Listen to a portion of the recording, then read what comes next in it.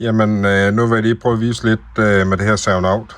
Der er mange, der har lidt svært ved at komme igennem, eller komme i gang med det, selvom det faktisk er ret nemt. Og nu vil jeg lige prøve at vise det, for at I selv kan se, hvor nemt det er.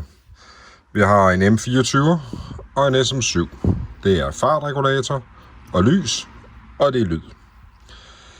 M24'eren, 2 ledninger kommer ud i den ene ende. Det er til motoren.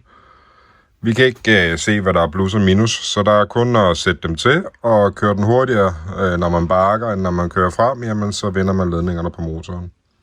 Og dem lodder man på motoren, men så er der ikke et stik på, så man kan tage fejl.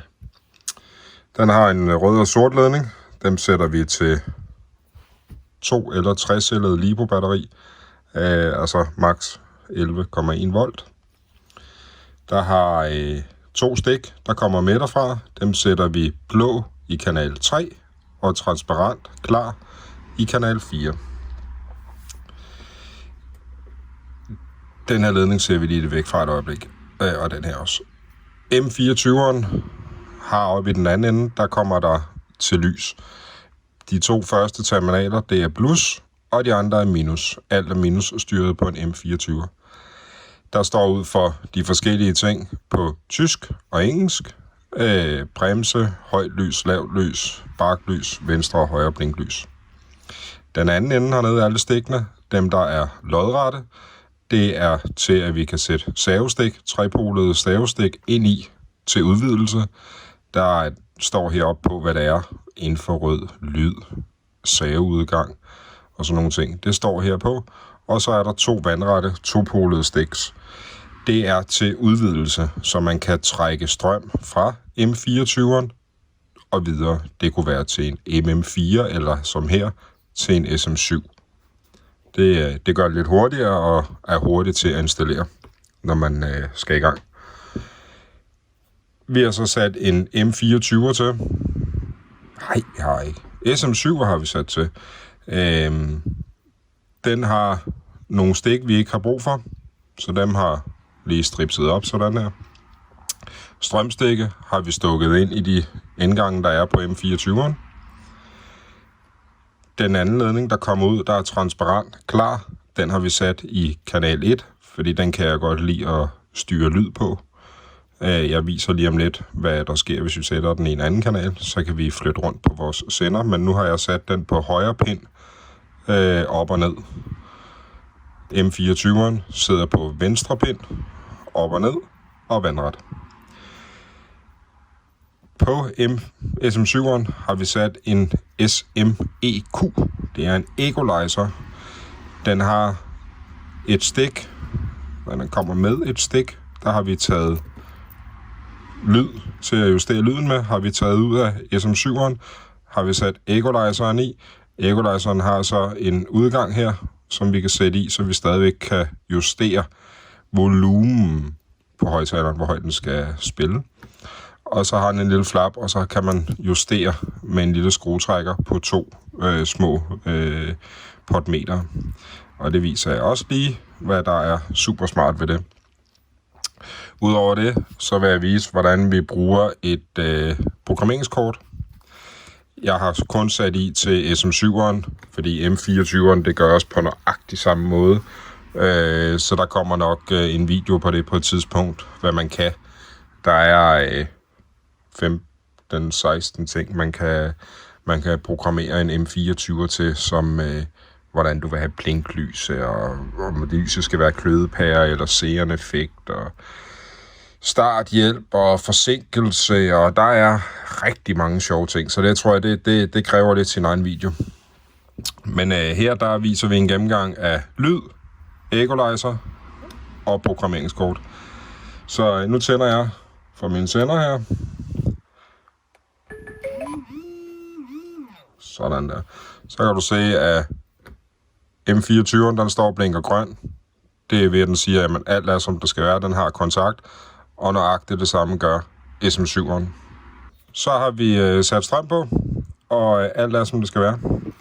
Vi kan lige, for at I kan se, jamen,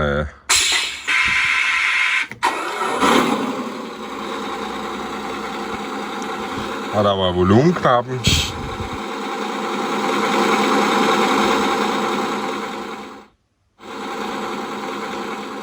Men en lille gennemgang. Vi kan lige skrue lidt op, og så vi kan høre.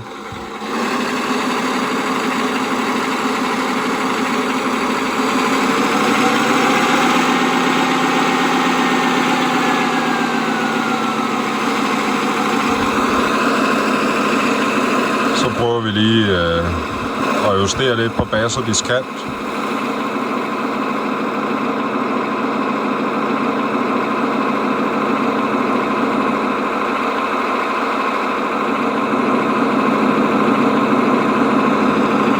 Det er simpelthen sådan en equalizer. Bare lige kan leges lidt med.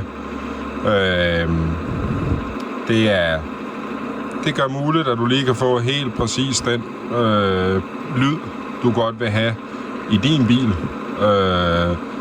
for at få den helt specielle lyd. Udover det vil jeg så vise jer, hvordan et programmeringskort fungerer. Det er ret simpelt. Mens alt sammen står og kører, så stikke ud fra enheden.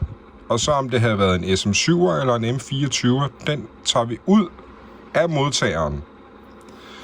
Og så har kortet her, når du har fået din M24'er eller SM7'er eller fremadrettet, når der kommer noget, der kan programmeres, så kommer den med sådan et lille et her på engelsk og et på tysk. Det stikker man ned. Der er en lille lomme her. Stikker du ned. Bum. Så tager du ledningen fra enheden og sætter ind. Og så nu kører den allerede rød. Bum bum. Og så den anden ende med det stik, der følger med, den sætter du ind i den kanal, den nu sad på. Altså kanal 1. Og så er vi faktisk klar. Så trykker vi på knappen. Så er kortet bygget op om, at der hvor den lyser, det er der, som du vil programmere. Skal vi se, om jeg ikke lige har en på en M24. Hvor har vi dig henne? Der. SM7. Der. Her kan vi se på M24'eren, der ud fra alle i seeren-effekt, der er der 2 små prikker. Det vil sige så, at når den her så, når den finder ud af, at det er en M24, der sidder til, så vil det have været kombi-effekten, man havde kodet. Næste gang man trykker på knappen, så havde det været seeren, og trykker man på knappen igen, hvis det havde været en M24, så havde begge røde lyst, og så vidste man, at det var pære-effekten, man programmerede. Men nu er det jo en SM7'er, der sidder i, og den har ikke så mange programmeringsmuligheder, så den har ikke de små ikoner. Men det er så simpelt, at heroppe nu står den på engine, motor. Vi kan lige skrue en lille smule op. Og så trykker man faktisk på de her 2 knapper hernede. Når jeg trykker hurtigt, så kører jeg igennem de ting, jeg godt vil programmere. Og når jeg holder den inde, så skifter vi i den ting, den nu viser. Og den har 5 ikoner hernede, og engine 1, 2, 3, 4, 5. Så er det sådan set at blive ved.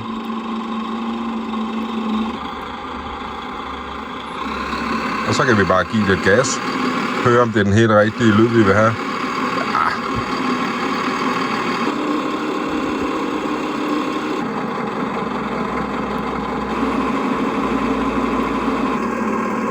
Og vi kan bare blive ved. Og sidder den i din bil, jamen har du et opbyggerstativ, sådan så den bare står på bordet, så kan du jo bare køre med bilen, som du vil. For at høre, om det er den helt rigtige lyd, du har.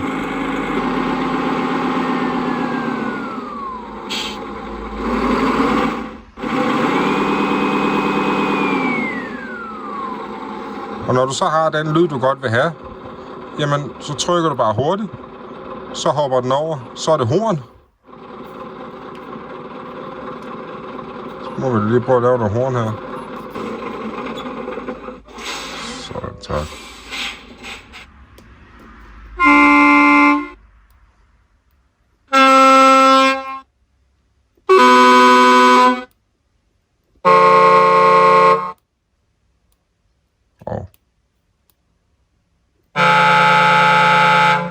Når vi har det horn, vi vil have, jamen, så kører vi videre. Så er det turbocharge. Det vil jeg noget lyd på.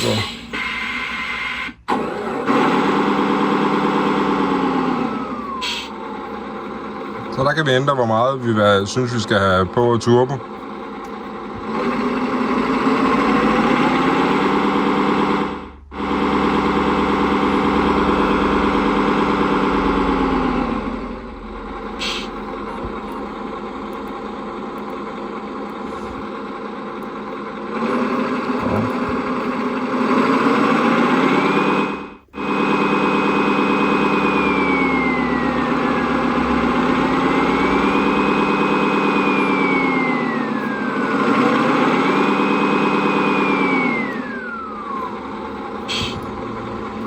Og så kan vi gå hen. Beep.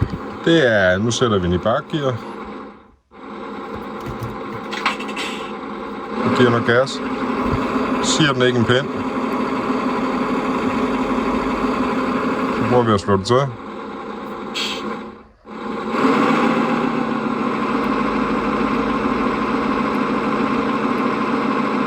Så skulle den meget gerne gå i gang.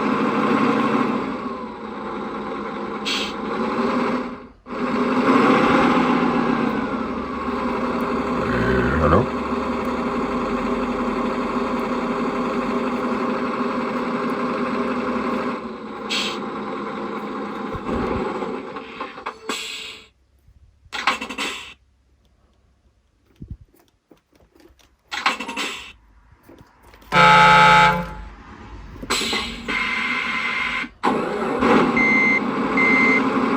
Jeg skulle bare sætte den i bakgear. Det kunne jeg jo selvfølgelig ikke se, den ikke var.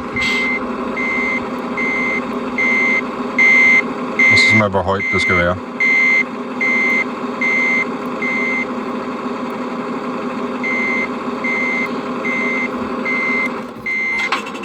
Tak. Så har vi luftbrems. Hvor meget man vil have den. Gearbox. Ignition.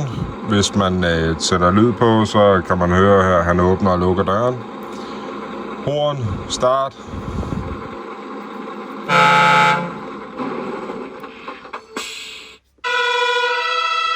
Så kan man faktisk sætte den op som et, få lidt udrykningslyd på.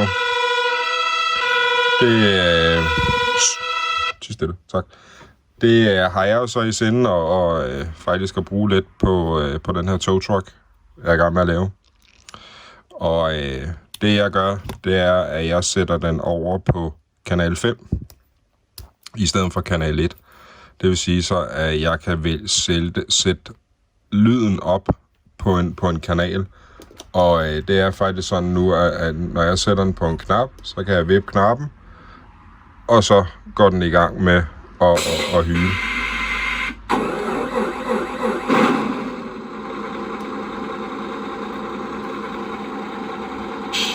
Det synes jeg så bare ikke lige den gjorde. Vi prøver det lige igen. Stadig jeg fik sat det til.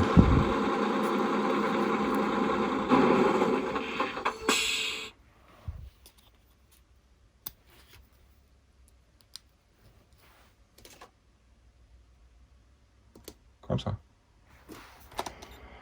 Kontrol adjust.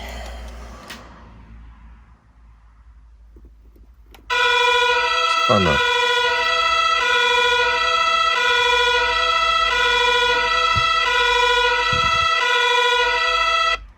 Så det er lidt faktisk, hvor nemt det er. Lidt plug and play, som det er kendt for ved Savnaut, at det er ikke så svært. Dem, der har problemer med at få tingene til at virke, jamen, det skal jeg lige slå ud, fordi så skal jeg faktisk vise det noget andet. Dem, der har svært ved at sætte det op, om det så skulle være et andet tysk produkt, jamen, det er lidt nemt at sætte til. Det er så nemt, så at nu sidder jeg bare og skifter rundt her. Og det er ikke sværere. Og så virker det bare igen.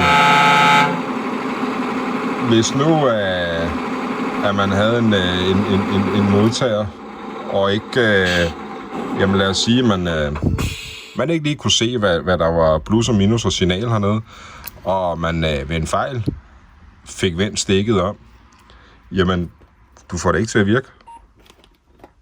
Der sker ikke en pind, og man sidder og flår håret af sig selv og sådan noget, indtil man finder ud af, at stikket faktisk var vendt forkert. Og så vender man stikket om igen, og så virker det. Servonauten er lavet så dejligt nemt via et servokabel. Vi har orange. Det kan være hvilken som helst farve. Når det er forlængerkabler, så er den hvid. Men her der er den orange, og der er den også på alle ikonerne. Det er signal, og brun er minus. Og inde i midten sidder rød, som er plus. Og det vil sige så, at når du sætter den ind i modtageren, så vil plus sidde i midten, og signal og minus vil sidde på hver sin side. Vender du stikket forkert, plus sidder stadigvæk i midten. Så det eneste, du bytter om på, det er signal og minus. Så du kortslutter ikke enhederne, når du sætter dem til. Det gør det lidt nemmere. Det kan ske, at man bytter om. Derfor, hvis man tilslutter en SM7'er eller en SM3'er, så brug strømstikke og sæt ind i M24'eren. Bytter man om på plus og minus til sit batteri, der sker noget. Der ryger en sikring, og så sender man den ned til servonaut, og så får man skiftet sikringen. Det er ret nemt. Det samme, derfor jeg sagde, motorledningerne, dem lodder du på din motor. Der er nogen, der har været uheldige at sætte et strømstik på, og så skulle man teste, at alt det virker som det er, og så sender man strøm på, så sådan får strøm ind fra motorsiden af. Det kan den heller ikke lide. Så der sidder nogle små sikringer, så er man uheldig, jamen, så ryger sikringerne, og så skal de bare ned og skiftes, og bliver testet, og kommer retur, og så virker det igen. Så det er, jeg vil sige, et ufatteligt godt begyndersystem, men også for dem, der ikke er begyndere, kan godt lide systemet, fordi der er rigtig mange udvidelsesmuligheder. Om det er en equalizer, eller om det er lyd, programmering af det, sætter en MME4 på for lys, eller en UAL for at få kurvelys og sådan noget. Der er rigtig mange udvidelsesmuligheder, og de har netop lavet det til, at man plukker det bare ind i de forskellige udgange, der er, og så bygger man bare videre. Jeg vil sige, det er nok det bedste system, der er fra sådan en normal modelbygger. Skal du videre ud i det og vil selv vælge lyde og sådan noget, jamen så er der ikke andre systemer på markedet end Beyer, jeg kender til. Men det kræver så også lidt ekstra for at komme i gang. Men det lyder også godt, dem der har sat det op. Så det var en kort gennemgang og visning af, hvordan et servonaut programmeringskort virker, og hvordan man kan gøre. Men tak fordi du har kigget med, og fortsat god dag. Hello guys, and welcome to this demonstration on how the servonaut is working and how to use a servonaut program card. It's not gonna be a long video. I'm gonna show you how it works, and not as detailed as on the Danish version. But I'm gonna turn on the transmitter here. So, like that. I have plugged M24 into the receiver. It's channel 3 and 4. The blue one is channel 3, and the transparent one is channel 4. I've taken the blue wire from the SM7 into the sound out M24 sound out exit. I've taken the transparent and put into channel 1. On my transmitter, channel 1 is the right stick up and down, and 3 and 4 is on the left side on my transmitter. I have plugged in a equalizer into the SM7, and the volume button is into the equalizer. Just to show the equalizer first. When we are having the sound on, we can adjust the 2 small screws. The first one was bass and discant, so we can get exactly the sound we like. And it has to be on so you can hear how it works.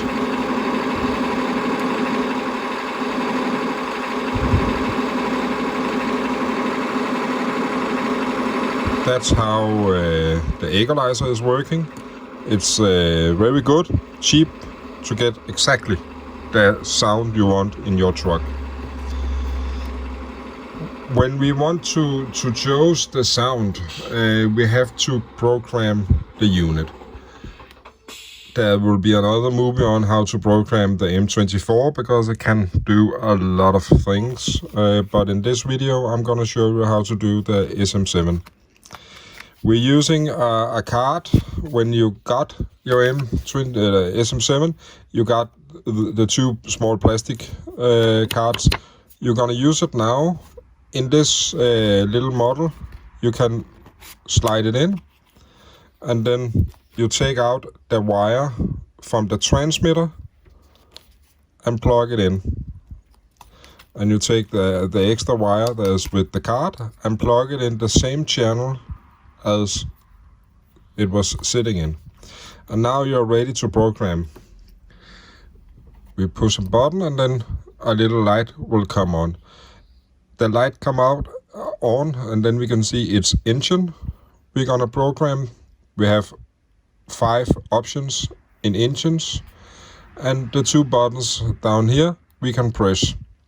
If you're gonna press it a short time, just fast, you're gonna go through all the options.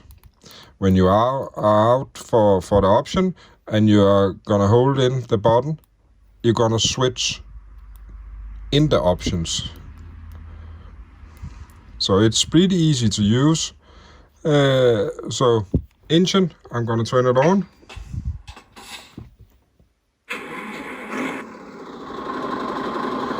And when I have the engine I want, I'm gonna stop.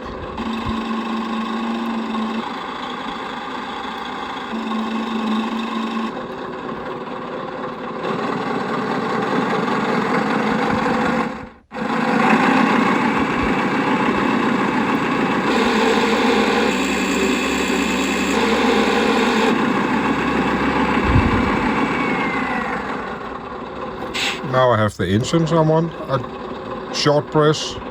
Now we are in signal.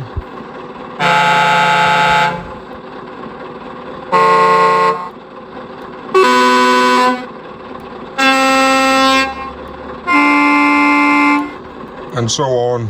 Turbo beep is when you put it in reverse and you want it to say, you can turn it on and off and how loud you want it to be. And when you're finished with programming, you just unplug it. You don't have to turn it off.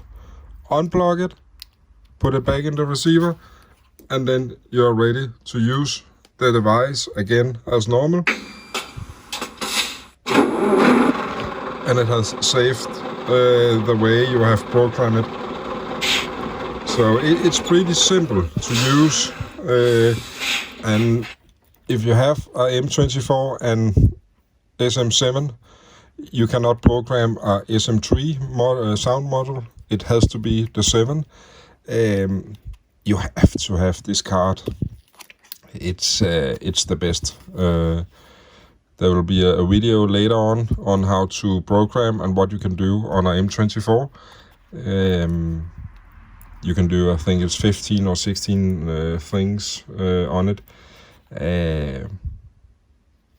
So keep on following this channel and subscribe, and then you will get an update when this video is ready. But thank you for watching and have a good day.